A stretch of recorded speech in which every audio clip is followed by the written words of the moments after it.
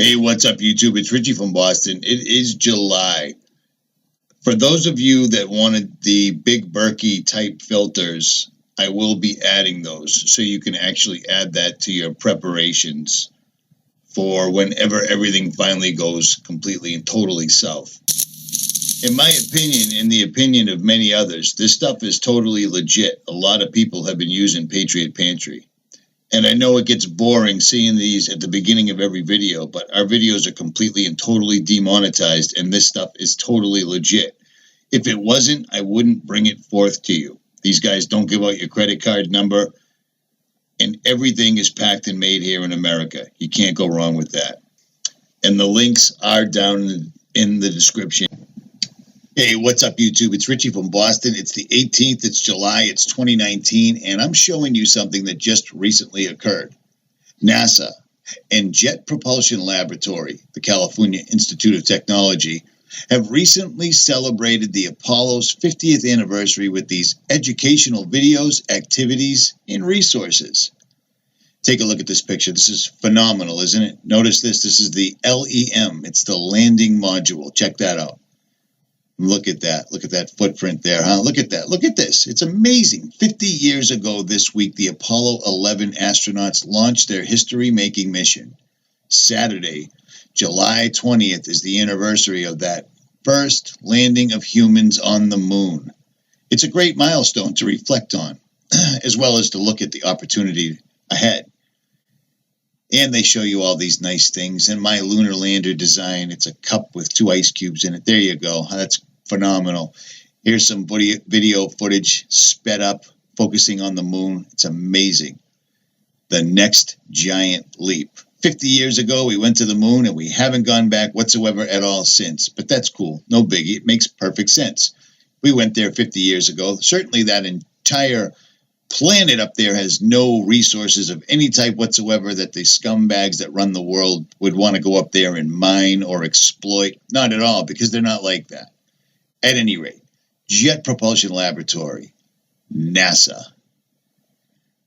Here's a funny thing right here is, notice this. Let me remind you that YouTube decided to tweak the algorithm, which directly affects me and most YouTubers like myself. Some people it doesn't affect whatsoever at all, because even though they call themselves truthers, they stick to the mainstream. I do not. This video will not. YouTube specifically went after 9/11 truthers because they just won't shut up. Nobody believes them. Nobody's doing anything about it, but they still continue forward. And then strangely, they also go after flat earthers. Now, 9/11 happened. That was a thing. So this is all valid, right?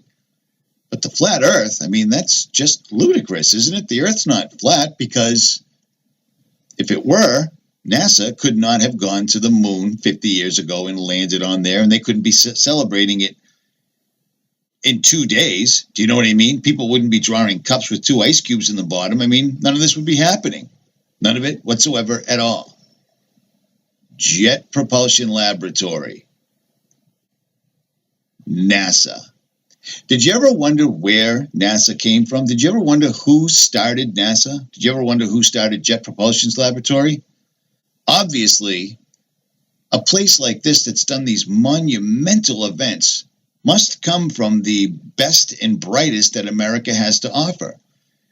God-fearing, scientific men, science and facts only, right? I mean, right? Well, that may not be necessarily true. I'm going to show you some irrefutable facts, period, that can be proven on this earth without tinfoil, without aluminum foil, without gold plating, without a movie set, without any of this stuff. I'm going to show you some facts.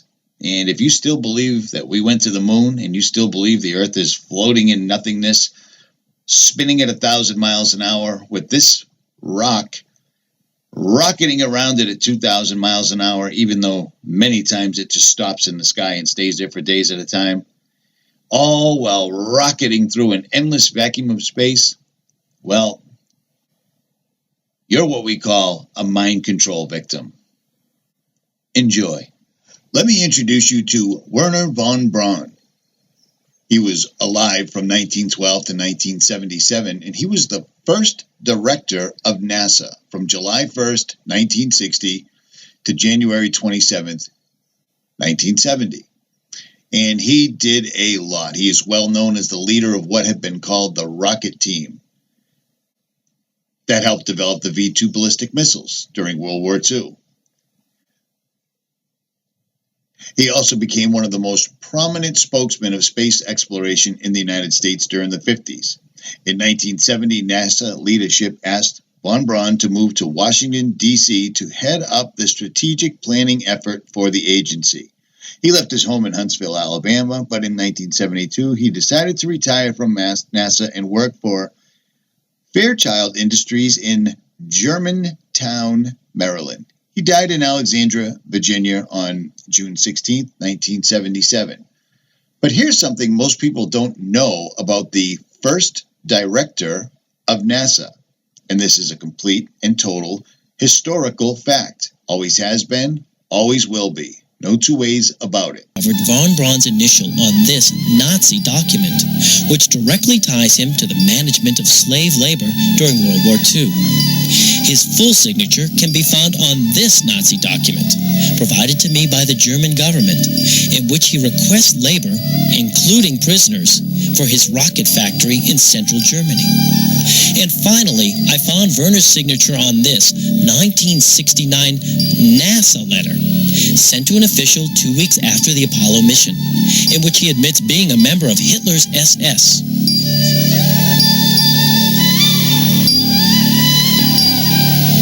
And to quote him, "I would appreciate it if you kept this information to yourself, as I think it could only harm my work at NASA if all this were given undue publicity."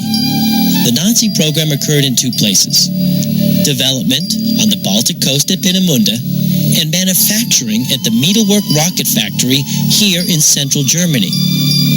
Inside these hills, in giant underground tunnels, 10,000 slaves worked at once building von Braun's V-2 rockets.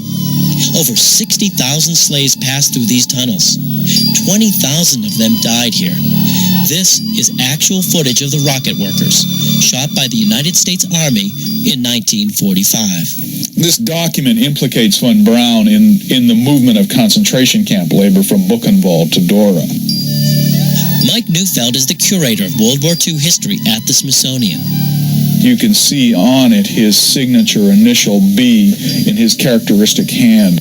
In the last paragraph of the document, he talks about getting certain privileges granted to this French physics professor, such as wearing civilian clothes instead of prisoner uniform, in order to increase his enthusiasm for doing independent work. By the fact that he was in Buchenwald and talked to the camp commandant implicates him in the use of concentration camp labor in a way that no other existing document does. Nazis building our moon spaceship? I had never heard of anything like this before. See Werner von Braun at the rocket camp. Yes, we also. I mean, anybody who was at the rocket camp saw von Braun, we saw Himmler, we even saw Goering in Peenemünde. That's the only time I saw him there. They used to hang 5 people a day in the entrance of the tunnel. I mean, who wants to see thousands of bodies, skeleton? I mean, that's all we were, skeleton bodies. They didn't bother burying or anything. Like I say, you become bestial. It's like the president of a big corporation not being punished if slave labor is working in their factory. Some of the key individuals responsible for the great accomplishment of Apollo 11, the landing of human beings on the moon, were deeply involved in Nazi crimes during World War II. This isn't just guilt by association. It's not just that some of them were in the SS or the Nazi Party. They were personally complicit in Nazi crimes. Arthur Rudolph was Werner von Braun's head of rocket manufacturing under both Adolf Hitler and John F. Kennedy. The Justice Department brought war crime charges against him. But Rudolph was very much a de facto deportation. He was removed unceremoniously from the United States, and the Justice Department exposed him for what he was. Which was a Nazi criminal.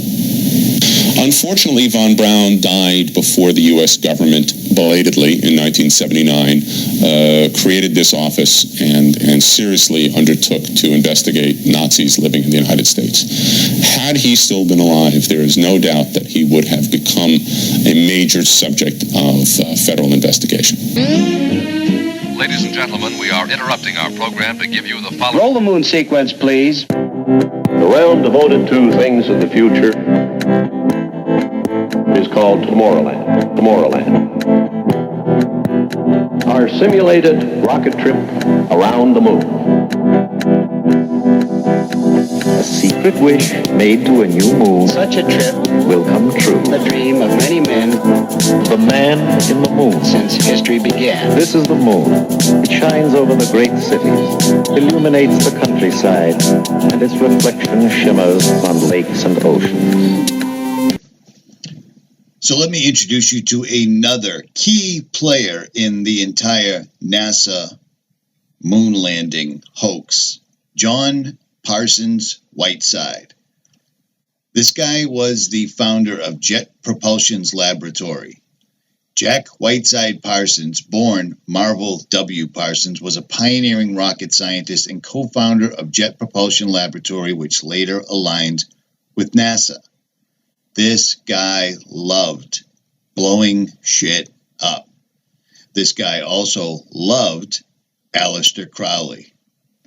Aleister Crowley was known as the Beast, the 666. Jack Parsons was also a key figure in the Los Angeles occult scene. Devoted follower of black magician Aleister Crowley, known as the Great Beast 666. And who coincidentally is probably a direct relation to this lovely young woman. George Herbert Walker Poppy Bush, his wife, Barbara Bush. I mean, it's basically the same person, and it would explain how so much evil was done under the reign of the CIA-led Bush family. Do you see what I'm saying?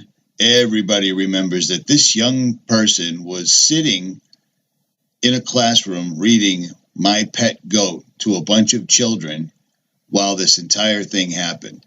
His advisor came in and explains to him, according to them, that a plane has just hit the building and we believe we're under attack. Get ready to read all these words on this page without making a mistake. Look at the letter at the end and remember the sound it makes. Get ready. Kite. Yes, kite.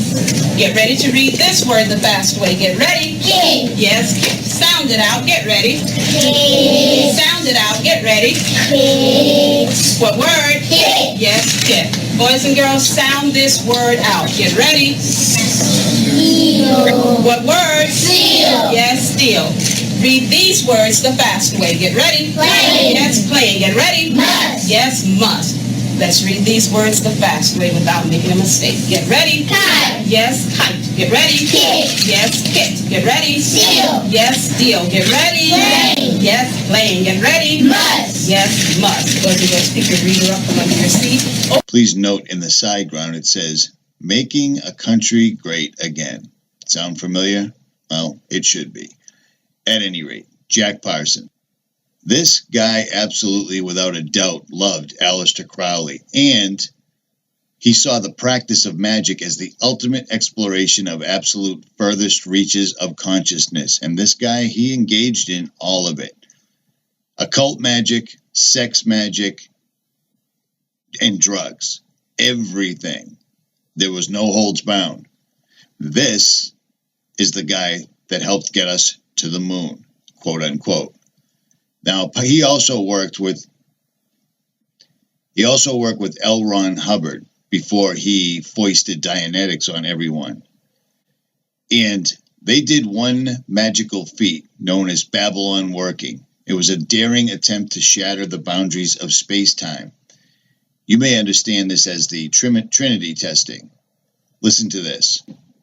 During the Trinity testing, these guys did an occult ritual called Babylon working. And while they were under the guise of testing an atomic or a nuclear bomb, blasting away, what they were doing was actually trying to tear the veil. They had an enormous container called Jumbo. Inside Jumbo was a golem, an inanimate object, much like Adam was before God breathed the breath of life into his nostrils.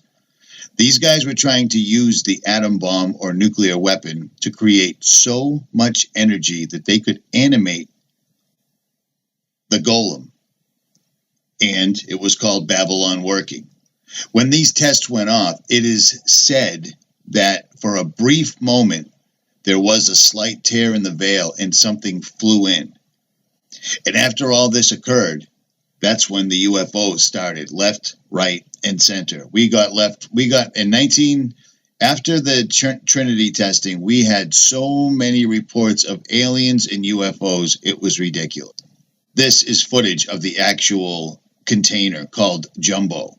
They specially fitted it, and the military guys in charge claimed that they needed this to preserve the very, very rare elements of uranium and plutonium, etc. But secretly, the entire thing was an occult practice, and I believe it worked, because from this day forward, the evil in the world escalated exponentially. While you watch this, imagine a bubble underwater, because I believe that's exactly what this is. This giant mushroom looks exactly like a bubble underwater rising up. Do you see what I'm saying? Do you see the correlation? You see how incredibly similar it looks? Because while these guys were telling us they were trying to save humanity by making incredibly destructive weapons of mass destruction, what they were trying to do in plain sight was simply and only tear the veil and animate an inanimate object, much like God did with the breath of life. At any rate, this is who Jack Parsons is. Him, along with L. Ron Hubbard, the Operation Paperclip Nazis, this is NASA. So for the people to believe that NASA wouldn't do something like that, NASA is completely using spells, broadcasting, and liberal doses of bullshit to make people believe what they want to believe. It's amazing that we're watching science fiction from the 30s, 40s, and 50s come to life in the form of a program called NASA. Do you know what I'm saying? Due to the fact that people like myself can do this, zoom directly in on the moon with a camera, just a camera, not even a telescope, simply with a camera.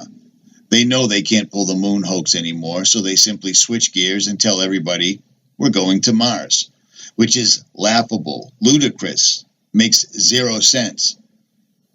But society's completely too busy with their technology, themselves, their selfies, to care. So the next time somebody tells you the moon landing wasn't real and you decide to laugh at them because they're an idiot, you may want to check and see who it is that's in charge of all of this. Read between the lines. Take a listen. I'd go to the moon in a nanosecond.